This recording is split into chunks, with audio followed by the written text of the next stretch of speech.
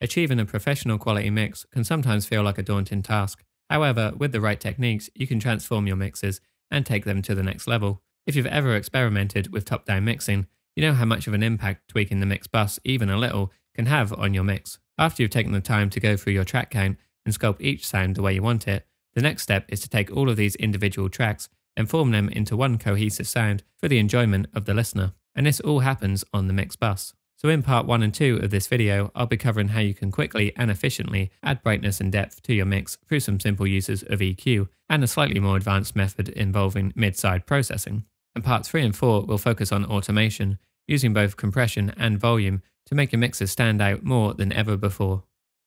But before we start, if you want to get your mixes to sound like professional songs, I recommend checking out Sage Audio's Mixing and Mastering membership. As a member, I have to say the experience is incredible. Just for signing up, you receive 10 free mastered songs per month with your own dedicated mastering engineer, unlimited mixing feedback, and access to Sage Audio University for in-depth mixing and mastering courses, but more on that at the end of the video. The first technique I'd like to cover is a very simple one. Imagine you've gone through each element of your mix, ensuring that every instrument and sound is just right on its own. However, when you compare your track to your favourite professional mix, you notice that something is missing. Perhaps your track lacks the weight and warmth in the low end, or maybe it sounds a bit flat and lackluster in the high frequencies.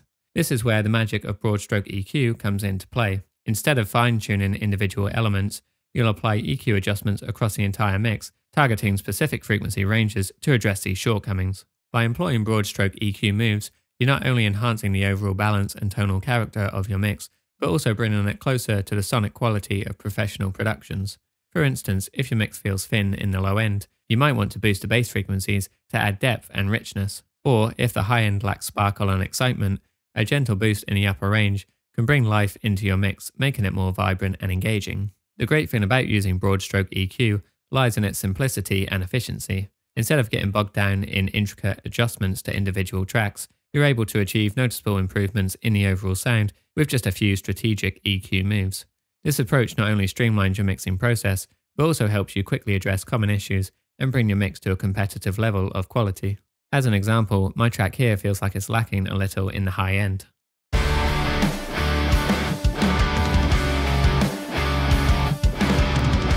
To fix this, you'll often want to target any area above 8K to help add extra air to your track. Usually, a gentle high shelf works best here, only adding a dB or two to this range. Of course, this is entirely dependent on your mix, but if you find yourself adding excessive amounts of EQ to your master bus, you may want to go back to your individual tracks and buses and see if there's any problems to address there first. So let's take a listen to my mix before and after this high-end adjustment.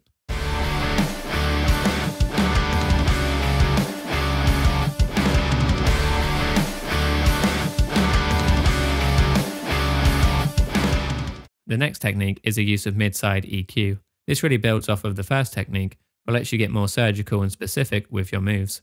The way mid-side processing works is by allowing you to process the sides of your mix, so anything that's been panned outwards, independently from anything that's been left in the center. Unlike traditional EQ, which treats the entire stereo signal as a single entity. For instance, if you want to enhance the clarity and definition of the vocals, which typically reside in the center of the stereo field, you could apply EQ exclusively to the mid-channel, focusing on frequencies that affect the vocal presence and intelligibility. Alternatively, you could apply a small cut to the sides of the mix in this area to help the vocal cut through more. In this instance, I've dipped out a small amount around 2K on the sides of my mix, which is where you'll often get some nasty resonances in the guitars, but also where some of the intelligibility of a vocal lies, so it's really helping to improve both of these sounds. Whoa, whoa, you really lost a good thing somehow. Whoa, whoa, you really lost a good thing somehow. Another trick you can apply here is to use what's called a bass shift on the mono channel. This lets you add further weight and depth to your mix by either shifting the bass frequencies up or down. This can really help if you feel like your mix is lacking in the sub-range, so you can enhance this area while the low end will be dipped slightly, avoiding any unnecessary boominess. And as we're doing this with mid-side processing, it's only going to add weight to the mono channel, leaving our sides completely unaffected. Whoa, whoa, you really lost a good thing somehow. Whoa, whoa, you really lost a good thing somehow. The third technique is to vary the compression style throughout your mix. While many mix engineers rely on tried and true compression settings for their master bus, like the typical SSL bus compression settings or the rear bus technique, one less common trick I found really helpful is switching out compressors based on the context of the mix. The idea behind varying compression styles throughout your mix is to tailor the compression settings to the specific needs and context of each section of your mix. Instead of applying a one-size-fits-all approach, where every element of the mix receives the same amount of compression, you strategically select different compressors and settings based on what's happening in your mix at any given point. For example, if you have a very dense chorus section, you might opt for a slow-acting compressor to preserve the initial punch of the transients. But when dropping back into a more low-key verse, you could swap this compressor out for something that will give you a tighter, more controlled sound. This technique is also useful when working on tracks that make use of a lot of tempo changes. As compressors react differently based on the tempo of your track, along with everything else, sometimes using one single compression setting for everything won't necessarily work the best. Just take a listen to this example where my mix changes tempo and the difference that using one individual compressor for each section has on it.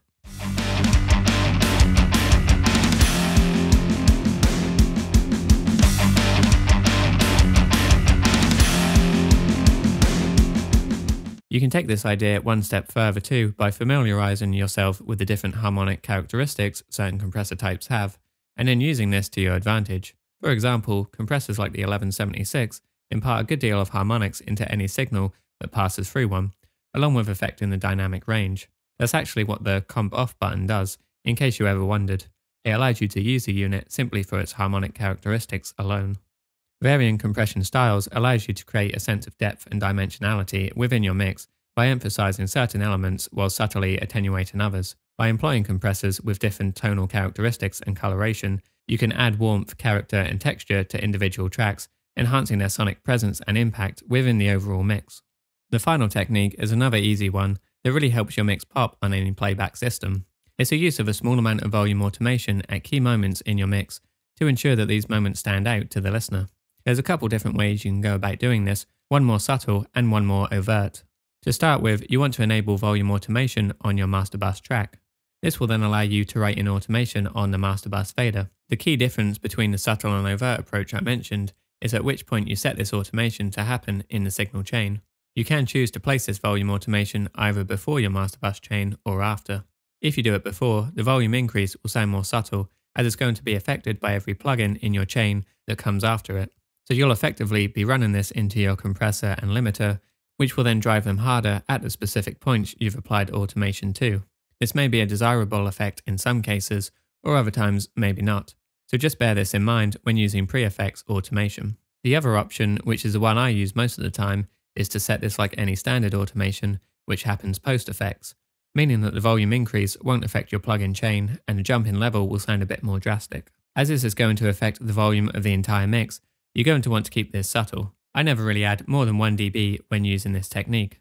You can do this one of two ways, either by decreasing the entire mix by 1 decibel and then automating the louder sections up by 1 dB so the overall level comes back up to unity gain, or you could automate down the quieter sections by 1 dB and keep the louder sections at 0.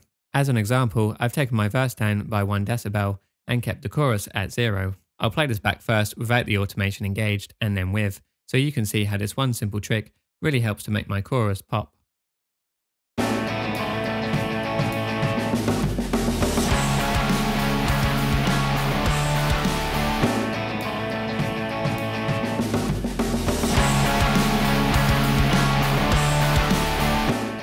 As I mentioned earlier, if you want to get your mixes to sound like professional songs, I encourage you to check out Sage Audio's Mixing and Mastering membership. As a member, I have to say the experience is incredible. Just for signing up, you receive 10 pre-mastered songs per month with your own dedicated mastering engineer, unlimited mixing feedback, and access to Sage Audio University mixing and mastering courses, which include start-to-finish walkthrough sessions for various genres and 35 multi-track sessions for hands-on practice.